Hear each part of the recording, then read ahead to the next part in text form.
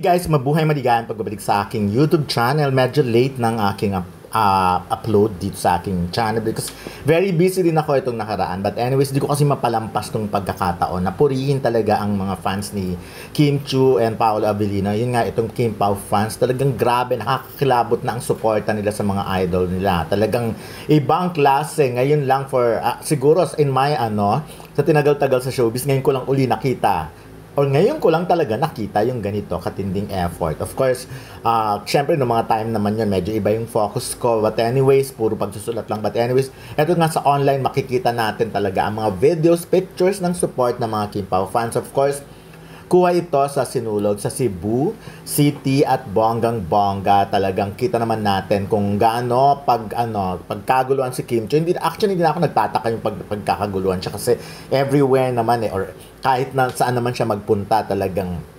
pinagkakaguluhan siya. At ang maganda kay Kim Chiu, very laging accommodating, always smiling, walang simangot moment. So, at naiintindihan niya kasi yung feeling ng mga fans na dumadayo katulad yan sa Sinulog, di ba? Pero anyways, eto na yon, isa talaga sa mga nagpakilabot talaga sa akin ay itong si Kuya or si Manong or na nagpamudmod ng foldable fans yan sa Sinulog Festival sa Cebu nga. Of course, marami nagtatanong kung sino siya, husband top, according dun sa ex na nabasa ko. Kasi ang maganda kasi sa Kim Pao, dahil nire-recognize nila kami na talagang ina-acknowledge nila yung support namin. So, lagi nila kaming tinatag. At yun nga, base lang to sa nakita ko, parang siya ang husband ni Mami Marge ng Cebu.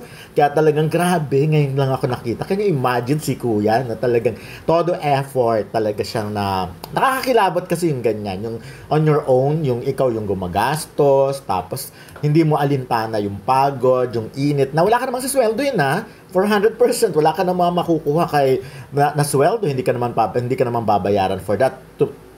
At ang katotohanan pa dyan, ikaw pa talaga ang gagastos. So nakakatuwa yung ganyan. At sana talaga at ako naman, hindi ako nagtataka na ginagawa nila because nararamdaman nila yung support or yung ang tawag sa ganun, yung payback time, yung nasusuklian talaga nila, yung happiness, yung nagusto nila, na ibibigay talaga ni Kim Chiu sa kanila. But anyways, ayun, sobrang swerte ni Kim Chiu. Alam mo, kung ako si Kim Chiu talaga, kikilabutan din ako. Parang, ano bang nagawa ko talaga sa mga tao or sa mga fans, sa followers, para mahalin nila ako ng gusto ng ganito. Kung ako si Kim Chiu, ganun talaga yung mapi-feel ko. Kaya naman, kami na siguro, very lucky lang kami na napunta kami sa show business. Nagkaroon kami ng time na makilala pa si Kim Chiu even before. But of course, medyo limited din ang pagkakilala. Although, nai-interview namin sila. Pero syempre, yung relationship na yun, reporter at artista. So, yung mga ganon. But anyways, I'm sure itong mga fans na ito, the Kim Pao fans or Kim Chiu fans, talagang iba yung connection nila sa idol nila. Talagang sila yung pinagkakatiwalaan, sila yung mas marami pang nalalaman, sila yung nakakaalam ng lahat-lahat, mga galaw, kilos, and everything. Kung nasa ng idol nila, nandun sila.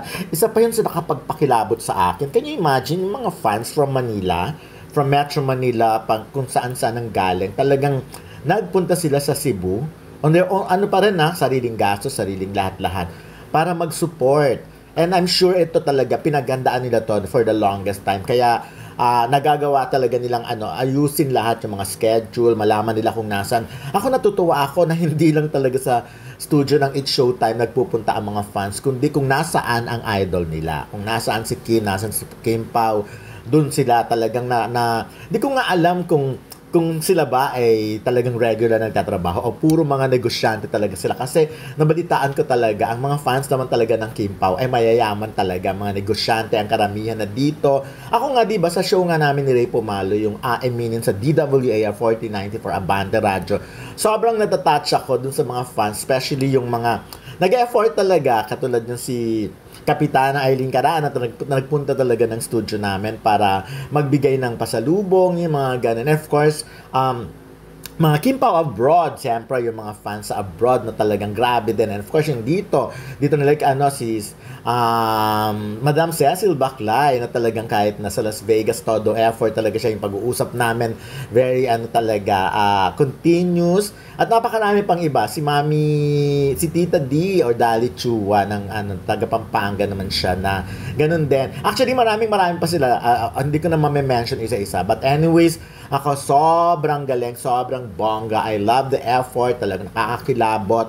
Hindi ko ma-imagine kung again, kung ako si Kim Chiu, tatanungin ko rin sarili ko, ano bang nagawa ko para mahalin ako ng gusto ng ganito ng mga fans. At talagang overwhelming ang support. At yun, kaya hindi na ako nagtataka na by March 26, talagang gagawa rin ng record itong Kim Pao movie. Ako, laging sinasabi, ayoko ng pressure na iatang kay Kim Chiu or kay Paolo na kailangan ganito yung kitain nila, kailangan ganito, 2 billion or whatever.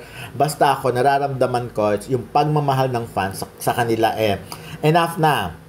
Sapat na yun talaga para at least maging happy ang lahat. And I'm sure naman talagang tatabo rin ito sa takilya. Kung ngayon pa lang nakikita ko na, tsaka masyadong maingay, nararamdaman ko yung ingay nila, yung effort nila, talagang, tsaka again, yun nga, yung mga fans na nagsusupport. Yun sila mismo ang nagpo-promote ng movie, di ba? So nakakatuwa. Hindi pa actually to parang although start na ng promotion, pero syempre, hindi pa talaga yung nagpupunta na kung saan-saan, yung mga actually, wala pang ang press con. So anyways, congratulations. Ngayon pa lang gusto ko i-congratulate ang mga Kim Pao fans, kay Kuya, or kay Manong, of course, kay Mami Marge na sinasabi nila na wife ni Kuya. Talagang saludo ako sa inyo. At sana talaga, mas dumami pa kayo kasi isa kayo sa mga tumutulong para mabuhay lalo ang pelikulang Pilipino. Kaya thank you very much sa inyong lahat sa support.